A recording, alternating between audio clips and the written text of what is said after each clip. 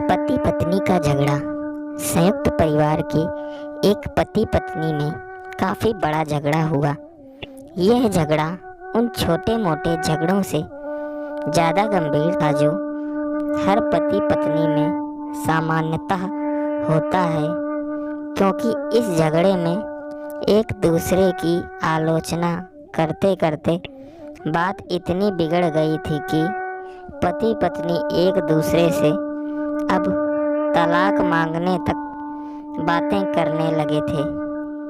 संयुक्त परिवार के बाकी के सभी लोग बहुत परेशान हो गए और वह सब किसी तरह इन दोनों को समझाकर इस झगड़े का अंत करना चाहते थे।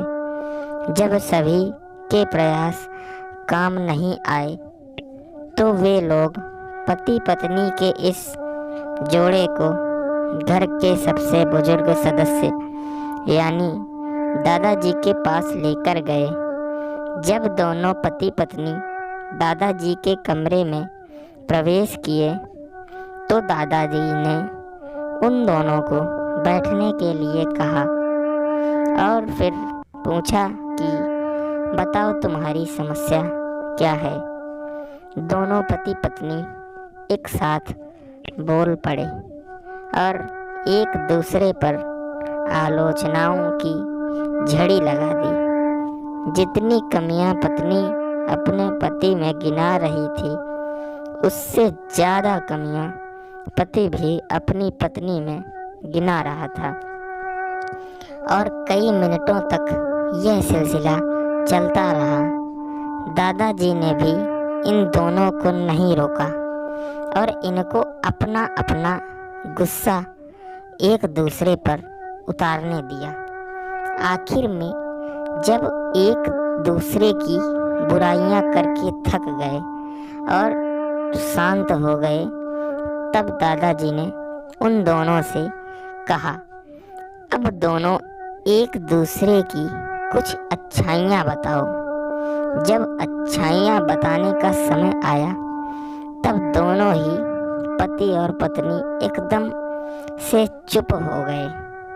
शायद गुस्से में उन्हें कुछ याद नहीं आ रहा था या फिर गुस्से की वजह से ही वह एक दूसरे की अच्छाइयाँ बताना नहीं चाहते थे।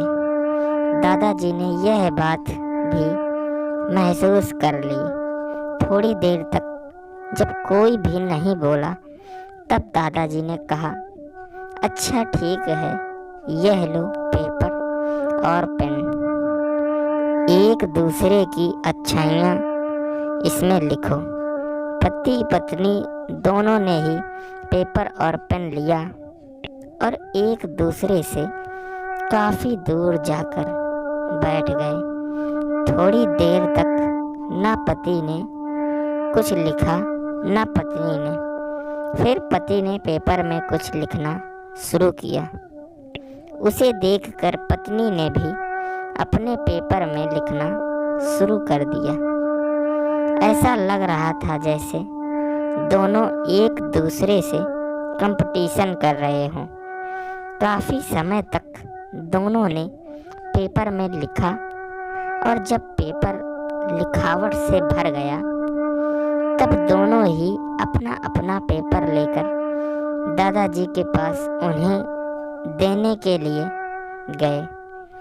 दादाजी ने उन दोनों के ही पेपर लेने से मना कर दिया और कहा कि अपने अपने पेपर एक दूसरे को दे दो और अब एक दूसरे के पेपर पढ़ो। पति ने पत्नी को और पत्नी ने पति को अपना पेपर दे दिया। वे एक दूसरे के पेपर पढ़ने लगे। थोड़ी देर बाद पति और पत्नी दोनों के ही आंखों में आंसू थे।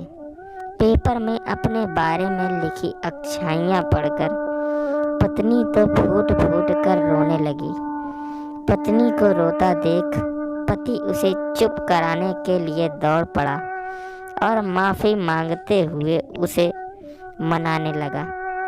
पत्नी ने भी पति की माफ़ी मांगी और माहौल ऐसा हो गया जैसे कभी कोई झगड़ा हुआ ही नहीं था। दोस्तों, कमियां और खूबियां जगत के हर इंसान में होती हैं। अब हमारे ऊपर होता है कि हम कमियां देखकर अपने जीवन को नर्क बना लें या खूबियां देखकर अपने जीवन को स्वर्ग बना दें। मित्रों, आशा करता हूँ कि आप सभी को ये कहानी पसंद आई होगी। अगर आप सभी को ये कहानी पसंद आई हो तो वीडियो को लाइक और चैनल को सब्सक्राइब करना ना भूलें। धन्यवाद।